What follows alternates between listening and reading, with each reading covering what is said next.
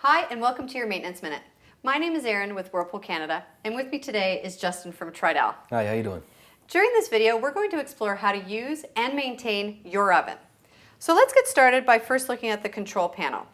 And it always helps me to divide this into three sections. Okay. The first section is your oven controls, or more importantly, the functions, like bake and broil. In the middle, you'll find your clock, as well as this oven has an oven timer. And on the third section is your keypad to help identify temperature and duration. When we look at the bake function, let's understand how the bake works in this oven. Okay. So I'm going to select bake, and inside your oven is your bake element at the bottom. And this oven's actually pretty intuitive. This will actually automatic regulate your baking needs. So it's going to toggle the bake element and the broil element to ensure that the temperature is accurate to what you've selected. That's a great feature. It is a great feature. The next feature we want to talk about is the broil element. And one key tip that I always like to recommend is to ensure that the rack is always at the top end of the oven, closest to the broil element. This is to ensure that you're actually going to be able to, broil any kind of meats or melt cheeses on some nachos, which are my favorite. Mine too. The only thing that we also suggest when you're broiling, because it's so close to the element, is that you keep a close eye out on the meal that you have inside. Because if you don't, and you tend to forget it, you'll actually overcook your meal. So we don't want to do that. No, definitely, you don't want to do that. As well, I'm a messy cooker, so I use the oven a lot. Is there an easy way to clean this at all? Absolutely. So let's look at the control panel one more time. Okay. We actually offer a self-clean option.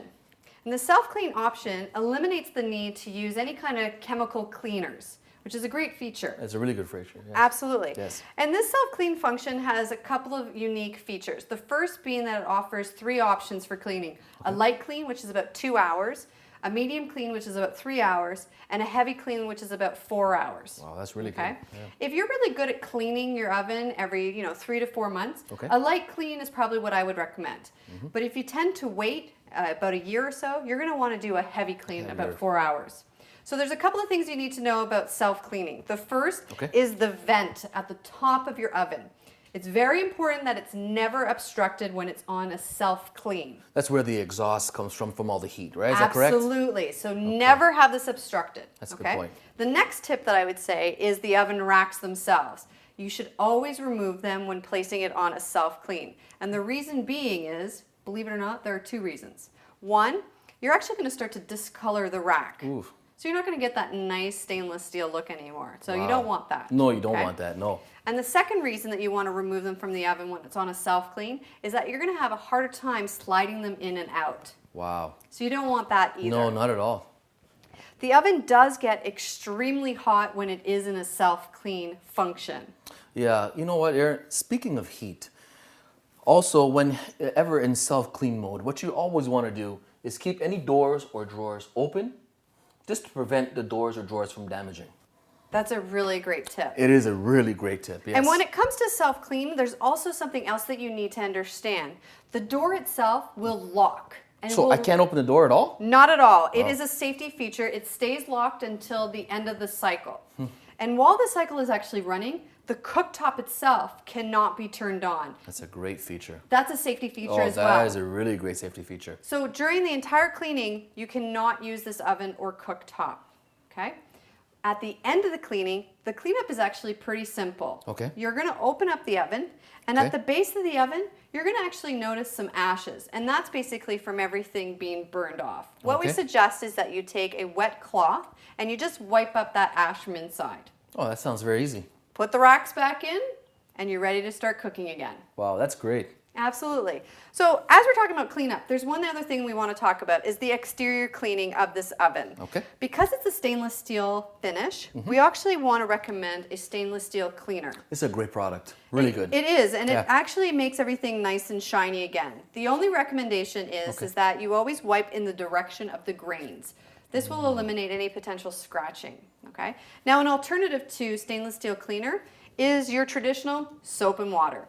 So basically, you're just going to wipe that down with a microfiber cloth, ensure that you get all the spots off, and then wipe it down with a dry rag or paper towel. To get that finish back again. Absolutely. Yeah, that sounds good. Okay, very simple for cleaning. That is simple. Now let's talk about storage, because this oven not only does it cook, it also gives you an aspect of storage. Great storage. So this drawer at the bottom is our storage drawer.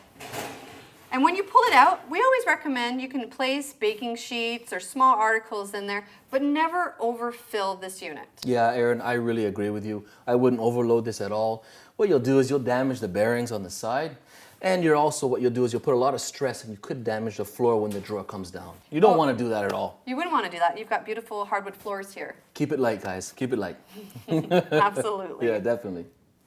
As well, if you look down here for any of your service needs, what you need to do is write down your model and serial number. So when you call in, you have that available. And also when you're on the phone with your rep, make sure you ask about your warranty as well. Well, that's a great tip. It is a really great tip. Yes, it is. Well, thanks for taking the time to learn about your oven. I hope this Maintenance Minute addressed any questions you may have.